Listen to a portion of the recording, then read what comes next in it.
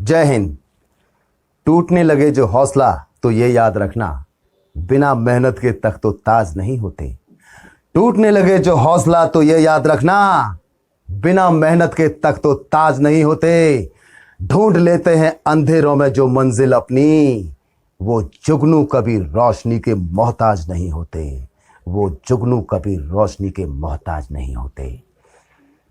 दोस्तों, कुछ दिनों पहले की बात है, मोदी जी एक सभा को संबोधित कर रहे थे। भाइयों बहनों, एक गाना सुना होगा,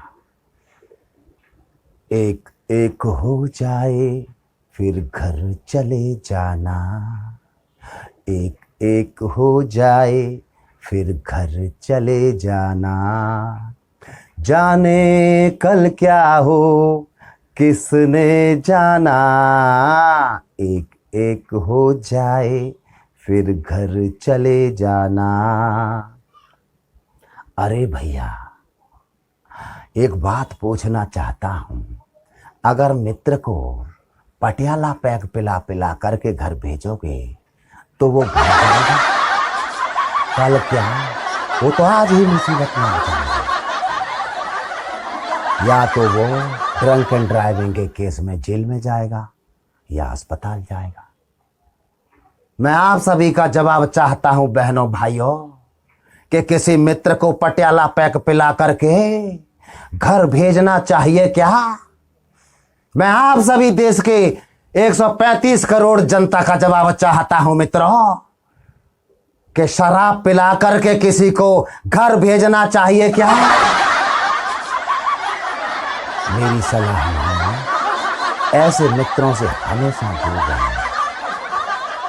भाइयों बहनों, एक गाना सुना होगा धड़कन फिल्म का, तुम दिल की धड़कन में रहते हो, रहते हो, तुम दिल की धड़कन में रहते हो, रहते हो। ये गाना सुन करके मुझे बड़ा ही आश्चर्य हुआ मित्रों। मैंने सोचा, जब शिल्पा शेट्टी अच्छा खासा घर छोड़ करके धड़कन में रहना पसंद कर रही है, जरूर इसमें कुछ राज है। फिर मुझे पता चला कि धड़कन के अंदर घर से कहीं ज्यादा सुख सुविधाएं उपलब्ध हैं। अरे हम तो बेकार में ही प्रधानमंत्री आवास योजना के अंतर्गत अरबों खरबों रुपया खर्च कर रहे थे मित्रों, लेकिन अब हम ऐसा नहीं करेंगे। अब हम देश की जनता को प्रधानमंत्री धड़कन योजना के अंतर्गत आवास उपलब्ध कराएंगे मित्रों। और जो व्यक्ति प्रधानमंत्री धड़कन योजना के अंतर्गत मुफ्त आवास चाहता है, वह इस वीडियो को लाइक, सब्सक्राइब और शेयर करें मित्रों। धड़कन में रहने की बात सोच करके हमें भी उत्सुकता होने लगी। मैंने सोचा, क्यों न कुछ दिन में धड़कन में रह करके मैं भी उसका लुत्फ उठाऊं, मैं भी तो देखूं आखिर धड़कन में रहने का मजा क्या है।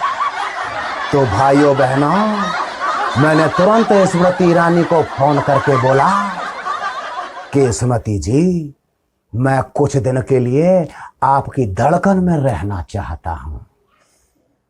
स्मृति जी ने तुरंत मेरा फोन काट दिया और आज तक मेरा फोन नहीं उठाया मित्रों। अब मैं सोच रहा हूं कि वो नाराज क्यों हो गया। फिर मेरी समझ में आया कि उन्होंने सोचा होगा कि यह आदमी तो रहने का किराया ही नहीं देगा। ये बात थी। भाइयों बहनों, अब मैं आप सबसे विदा चाहता हूं। धन्यवाद।